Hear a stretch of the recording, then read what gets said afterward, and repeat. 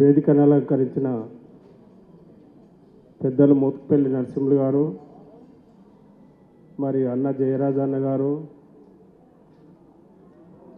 నా మిత్రుడు సహోదరుడు మల్లేశం గారు, ప్రొఫెసర్ సోదరి మేరీ మాదిగ గారు, బాలలక్ష్మి గారు, మరియు ముఖ్యంగా తెలంగాణ అంతా సుపరిచితులైనటువంటి ఏపూరి సోమన్న గారు, ఈ సభ నిర్వాహకం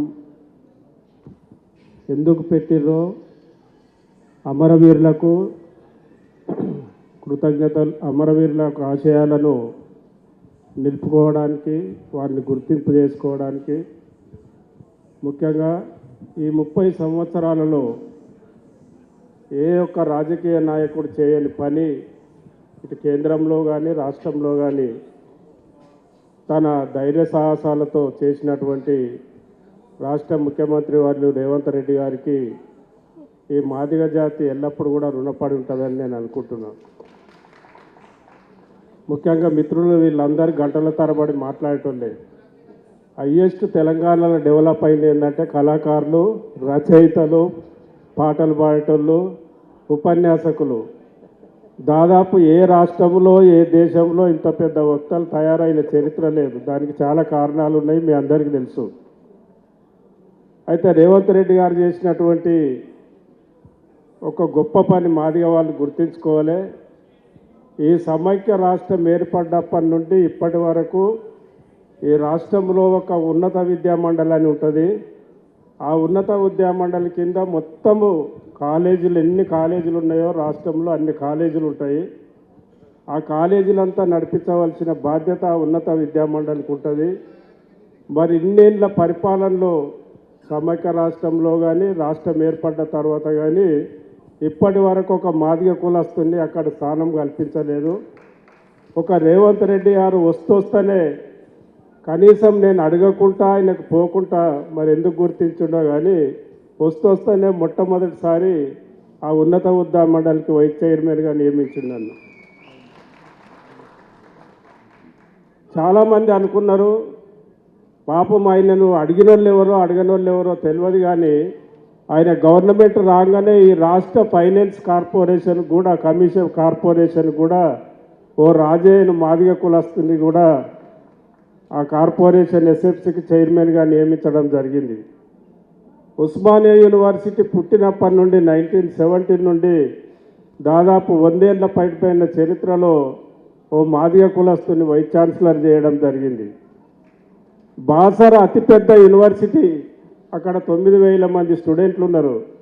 ఈ బాసర అంటేనే మనందరికీ తెలుసు, రోజు అక్కడ గొడవలు, పిల్లలు చావులు, ఇటువంటి అన్ని రోజు బాసర యూనివర్సిటీ అంటే మనం నిత్యం పేపర్లో చూస్తూనే ఉన్నాము.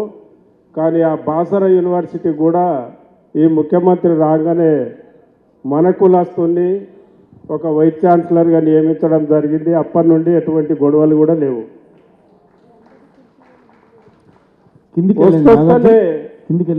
మళ్ళీ కింద కూర్చోండి. మేమే విద్యా కమిషన్ దోపిడీ ఎక్కువైపోయింది, పాఠశాలలలో కాలేజీలలో దోపిడీ ఎక్కువైపోయింది, మనలాంటి వాళ్ళం చదువుకోలేక పరిస్థితులు ఉన్నదని చెప్పేస్తే ఇమ్మీడియట్గా ఒక విద్యా కమిషన్ ఏర్పాటు చేసి దానికి ఒక మన కులస్తుని చారుకొండ వెంకటేశ్వర్ని సభ్యునిగా నియమించడం జరిగింది.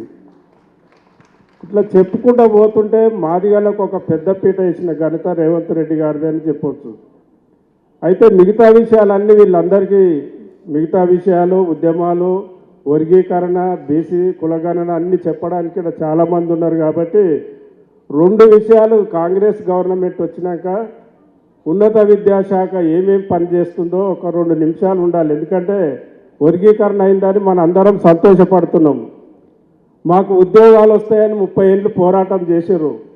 కానీ పోరాటం చేసిన వాళ్ళకి మాత్రం ఇప్పుడు ఎవరికి ఉద్యోగాలు రావు, ఎందుకంటే వాళ్ళ ఏజ్ అయిపోయింది మొత్తం. వీళ్ళ పోరాటం అంతా 30 ఏళ్ళు వర్గీకరణ కొరకే నడిచిపోయింది. మీ అందరికీ రిక్వెస్ట్ చేసేది ఏంటంటే ఉన్నత విద్యా మండలి తరఫున ఈ రాష్ట్రంలో భారతదేశంలో ఎక్కడ లేని మార్పులు తీసుకొని వస్తున్న ఉన్నత విద్యా మండలిలో మీరు ఇక 2 నెలలు గడిచిపోతే అయ్యో తెలంగాణలో ఉన్నత విద్యా వ్యవస్థ ఈ రకంగా అయిందని చెప్పేసి మీరే ఎక్కడోళ్ళు అక్కడ మాట్లాడుకునే పరిస్థితులు తీసుకొస్తున్నాము. ఎందుకంటే సామాన్యులు కాలేజీలలో చదవలేని పరిస్థితులు, ఇంజనీరింగ్ చదవాలంటే ఎన్ని లక్షల ఫీజులు ఉంటున్నాయో మీ అందరికీ తెలుసు. పెద్ద పెద్ద కాలేజీలలో మనలాంటి వాళ్ళకి ఎంట్రన్స్ లేదు మొత్తం ఇప్పటి వరకు.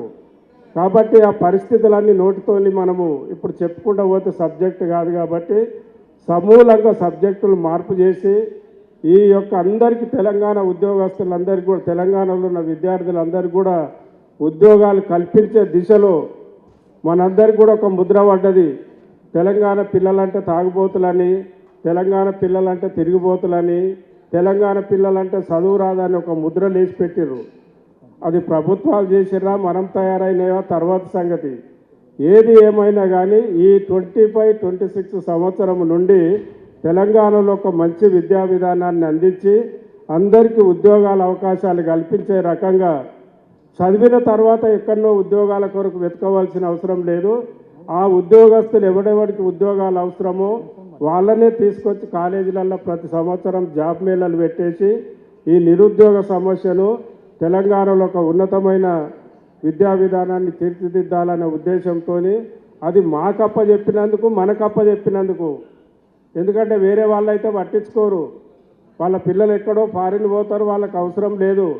ఇక్కడ చదువుకున్నటువంటి పిల్లలంతా మనోళ్ళే కాబట్టి, చదువుకొని ఉద్యోగాలు లేవు కాబట్టి మేము నిరంతరం పనిచేసి మన వాళ్ళు ఒక ఉన్నత విద్యా మండలి వైస్ చైర్మన్గా అయినాక ఇటువంటి మా బాలకృష్ణారెడ్డి గారు ఒక గూటం రెడ్డిని, మనరెడ్డిని, అసలు రెడ్డిని నియమించిండు ఆయన.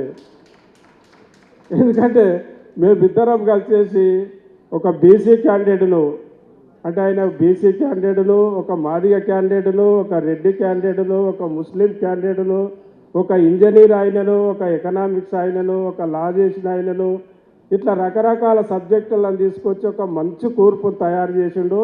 ఈ ఉన్నత విద్యా మండలి చేసే కార్యక్రమాలను మీరు సక్రమంగా ఉపయోగించుకొని దయచేసి వర్గీకరణ కొరకు ఈ రకంగా 30 ఏళ్ళు ఏ రకంగా పోరాడిర్రో ఇప్పుడు మన పిల్లలందరినీ బడికి దోలే బాధ్యత మీది, కాలేజీలకు దోలే బాధ్యత మీది.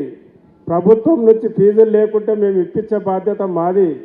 పిల్లలందరికీ ఉద్యోగ అవకాశాలు తీసుకొచ్చే రకంగా మీరు, మేము ఈ విద్యా ఉద్యమాలలో పాల్గొని ఉద్యోగ అవకాశాల కొరకు కొట్లాడదామని రేవంత్ రెడ్డి గారు దానికి పూర్తిగా మద్దతు ఉంటాడు. మమ్మల్ని మంచి వ్యక్తులను సెలెక్ట్ చేసి విధానాన్ని నడపడానికి చేసిండు. కాబట్టి అవకాశాన్ని ఉపయోగించుకొని మాదిగ కులాలు కానీ మాల కులస్తులు కానీ అందరం పేదోళ్ళమే. దయచేసి వేదిక నుంచి ఉన్నత విద్యా మండలి వైస్ చైర్మన్గా చేసినాము. ఏదైనా అవసరాలు ఉంటే ఒక తండ్రికి పుట్టిన వాళ్ళు కూడా ఆస్తుల కాడ కొట్లాడుకుంటారు, కలిసి ఉంటారు, రక్త సంబంధకులు లెక్క. మనం కూడా రేపు దయచేసి మనందరికీ కూడా ఇటు మాల మాదిగా రాజకీయాలకు దూరమైనము, ఆర్థిక వ్యవస్థకు దూరమైనము, మనకు భూములకు దూరం చేశారు. మొత్తము సమాజంలో ఎన్నో హక్కులు కోల్పోయినాయి. మళ్ళా ఆనాడు కారంచేడు పోరాటంలో ఏనాడు కొట్లాడి చదువుకోలేని వాళ్ళు కూడా సమైక్యత కొట్లాడి హక్కుల కొరకు సాగించి ఒక దళితులంటే ధైర్యం అనే రకంగా తీసుకొచ్చిన పోరాటాలు అవి. అటువంటి పోరాటాలకు సిద్ధంగా ఉండి కలిసి అన్నదమ్ముల లెక్క ఉండి మిగతా హక్కుల కొరకు పోరాటాలని చెప్పేసి ఇదివరకు దాకా జరిగినటువంటి వైషమ్యాలన్నింటినీ కూడా పక్కకు పెట్టేసి మన హక్కుల కొరకు, మన విద్య కొరకు పోరాటాలను చేసేసి మాలా మాదిగా సోదరులందరికీ పేరు పేరున నా తరఫున ధన్యవాదాలు తెలియజేస్తూ ఈ అవకాశం ఇచ్చిన సోమన్నకు కంటిన్యూగా నీ పాటల రూపకంగా మంచి అయితే మంచి, చెడైతే చెడు. కాబట్టి నీ పాటల రూపకంగా పాలన ఎట్లుంటుందో నీకు చెప్పవలసిన అవసరం లేదు. కాబట్టి ఈ కాంగ్రెస్ పాలన వచ్చినాక కొంచెం మనకు అది నేను మిగతా విషయాలు చెప్పలేను కానీ వర్గీకరణ చేసినందుకు మాత్రం ప్రత్యేకంగా ముఖ్యమంత్రి గారికి ధన్యవాదాలు తెలియజేస్తూ ముగిస్తున్నాను.